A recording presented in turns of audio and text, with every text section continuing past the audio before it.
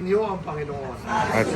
Ang mabuting balita ng Panginoon ayon kay San Lucas. Puri sa iyo, Panginoon. Noong panahon iyon, nagsalita si Jesus sa mga tao tungkol sa paghahari ng Diyos. Pinagaling niya ang mga may karamdaman. Nang dumidilim na ay nilapitan siya ng 12 at sinabi sa kanya, paalisin na po ninyo ang mga tao nang makaparoon sila sa mga nayon na kabukiran sa paligid upang humanap ng makakain at matutuluyan. Nasa ilang na lugar po tayo. So sinabi niya, kayo ang magbibigay sa kanila ng pagkain. Tumagot sila, wala po tayo kundi 5 tinapay at 2 isda. Kaya kailangang bumili kami ng pagkain para sa mga taong ito. May 5,000 lalaki ang naroon. Ngunit sinabi niya sa kanyang mga alagad, paupuin ninyo sila ng pulukulutong at tig-50.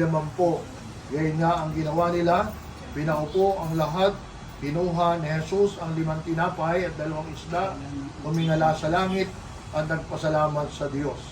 Pinaghati-hati niya ang mga ito at binigay sa kanyang mga alagad upang ipamahagi sa mga tao.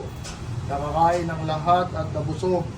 Dinipo ng mga alagad at lumabis at nakapuno sila ng 12 bakol. Ang mabuting balita ng Panginoon. Pinupuri ka namin, Panginoon Jesus. Okay, bilis ng araw, 40 days na pala, buhat ang bawian, si Tita Lita. Sino kaya ang susunod dahil sa kamay? Walang makataas eh. Sa mga pagdiriwang, okay, kagaya halimbawa ng birthday, anniversary, o kahit ngayon, hindi mawawala ang salo-salo. Okay?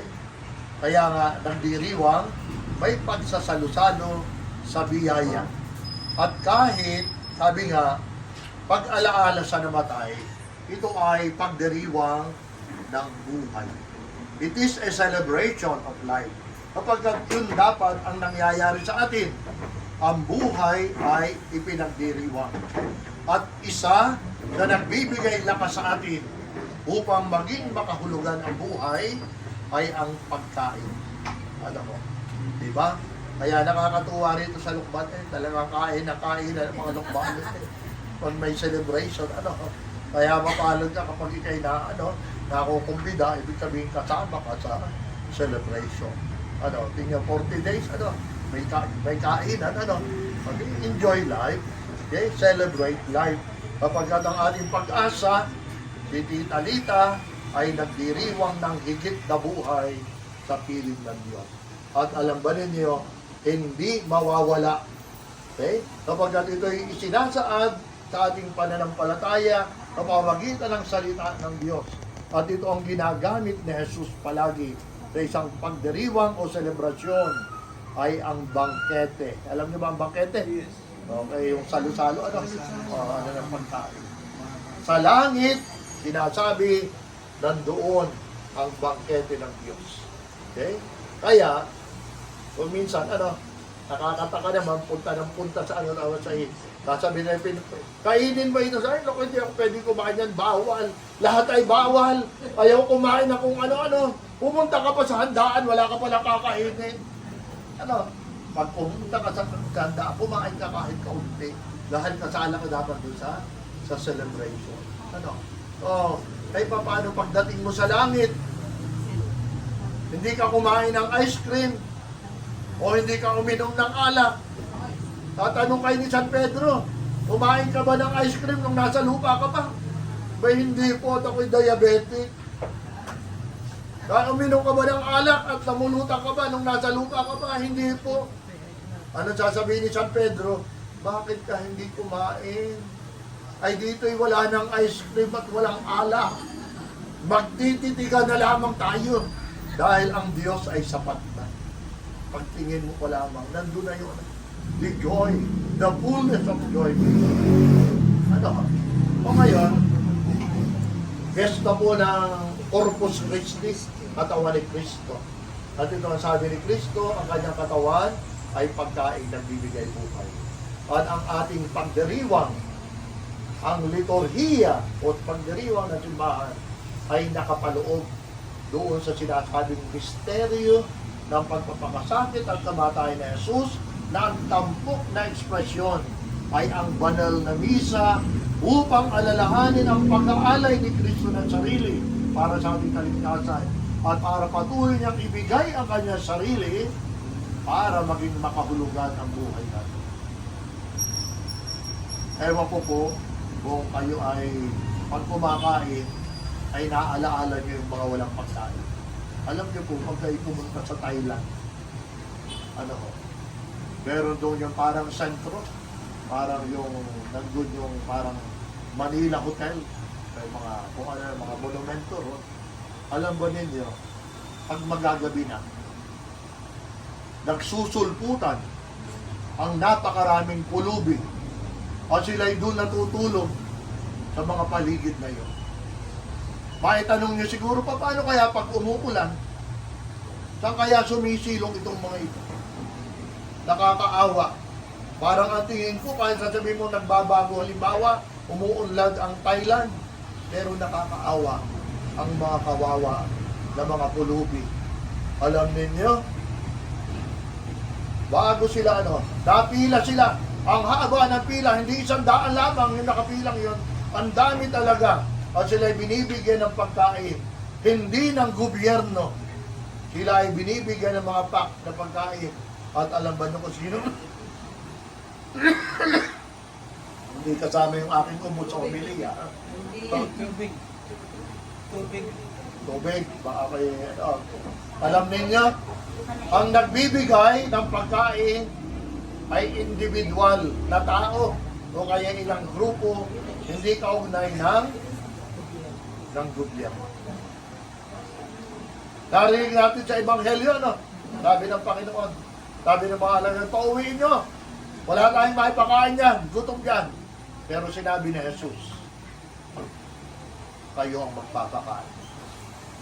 Kaya yun ang tinamnang ko Pag kayo pumupunta sa handaan, kumakain kayo, naalaala ba ninyo?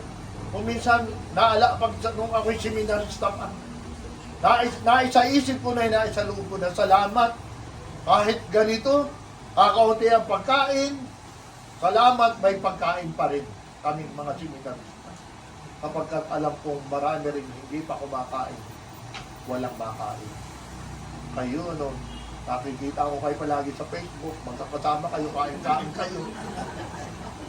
Kayo rin Pero sana, nandyan ang biyaya na kayo nakakasama sa mga ganitong okasyon, nagdiriwang, kumakain. Pero sana tandaan at pinigil yung blessing na nasa sa inyo ay matuto kayong pagbahagi na bigit sa mga walang makain na sabi ni Jesus, kayo ang magpapakain. Salamat sa nagpapainom sa amin ngayon.